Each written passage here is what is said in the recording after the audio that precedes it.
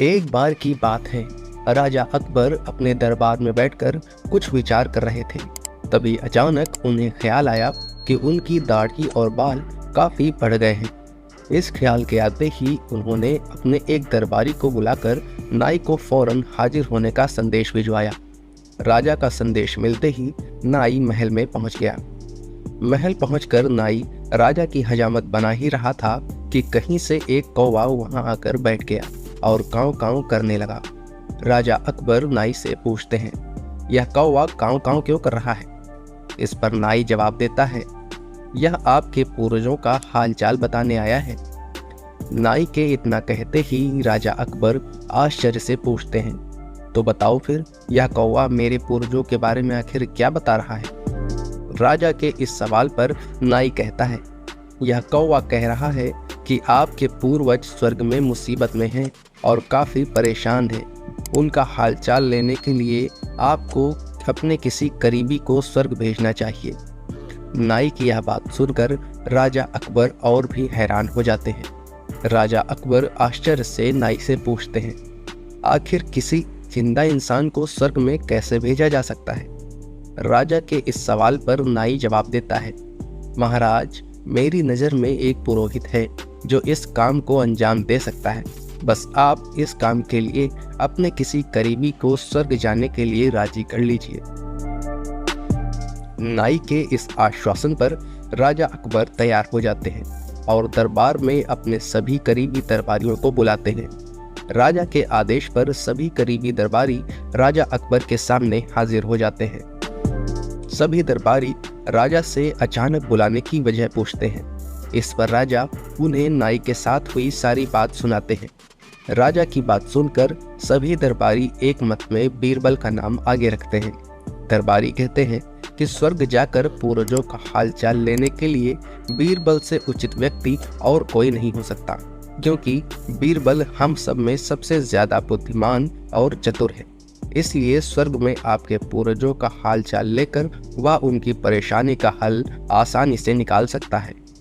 राजा अकबर दरबारियों की इस सलाह को मानते हुए बीरबल को स्वर्ग भेजने की तैयारी कर लेते हैं। इस बात का पता चलते ही बीरबल शहंशाह अकबर से पुरोहित को बुलाकर स्वर्ग भेजने की विधि के बारे में पूछते हैं। बीरबल की इस बात पर राजमहल में पुरोहित को बुलवाया जाता है। पुरोहित के आते ही उनसे स्वर्ग जाने की विधि के बारे में पूछा जाता है। पुरोहित बताते हैं, आपको यहीं पास में मौजूद एक घास के ढेर में भेजा जाएगा। बाद में उस ढेर में आग लगा दी जाएगी। फिर कुछ मंत्रों की शक्ति से आपको स्वर्ग भेज दिया जाएगा। स्वर्ग जाने की पूरी प्रक्रिया जानने के बाद बीरबल राजा अकबर से 11 दिन का समय मांगते हैं और पुरोहित को 11 दिन बाद बुलाने की बात कहते हैं। वह कहते हैं, मैं स्वर्ग जा रहा हूँ और कितने दिन मुझे लौटने में लगेंगे इस बारे में निश्चित तौर पर कुछ भी कहना मुश्किल है। इसलिए स्वर्ग जाने से पहले एक बार मैं अपने परिवार से मिलना चाहता हूँ और कुछ समय बिताना चाहता हूँ। बीरबल अपने घर जाने के लिए महल से रवाना हो जाते हैं। देखते देखते 11 दिन बीत जाते हैं।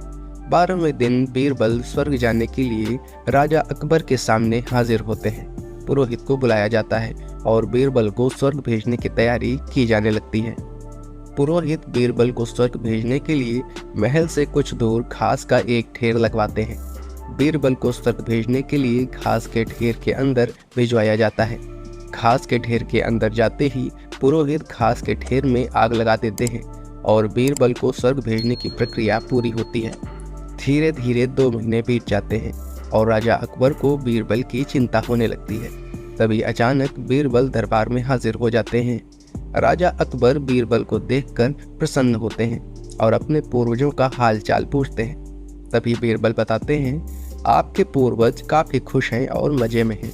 उन्हें बस एक ही तकलीफ है कि उनकी दाढ़ी और बाल काफी बड़े हो गए हैं, जिन्हें काटने वाला स्वर्ग में कोई नाई नहीं है। इसीलिए वहाँ उन्हें एक नाई की जरूरत है। बीरबल कहते हैं, ऐसे में हमें आपके पूर्वजों के लिए एक नाई को स्वर्ग भेजने की तैयारी करनी चाहिए। बीरबल की इस बात पर राजा नाई को स्वर्ग भेजने का आदेश देते हैं। राजा का आदेश सुनकर नाई घबरा जाता है और राजा के पैरों में गिरकर माफी मांगने लगता है। नाई राजा से कहता है, कि सब कुछ उसके वजीर अब्दुल्ला के कहने पर किया था। यह सब उन्हीं की साजिश थी ताकि वह बीरबल को अपने रास्ते से हटा सके। अब राजा अकबर के सामने सारी सच्चाई आ चुकी थी। ये सब जानने के बाद राजा अकबर ने वजीर अब्दुल्ला और उनके साथियों को दंड देने का आदेश दिया।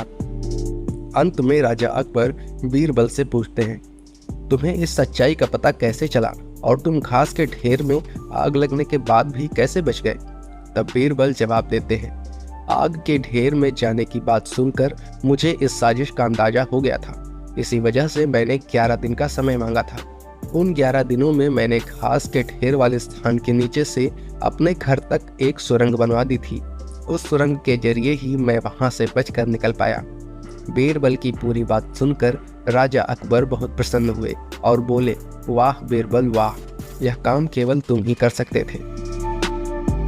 अगर आपको यह कहानी पसंद आई हो तो कृपया हमारे चैनल को लाइक, सब्सक्राइब तथा अपने दोस्तों के साथ भी शेयर करें। धन्यवाद।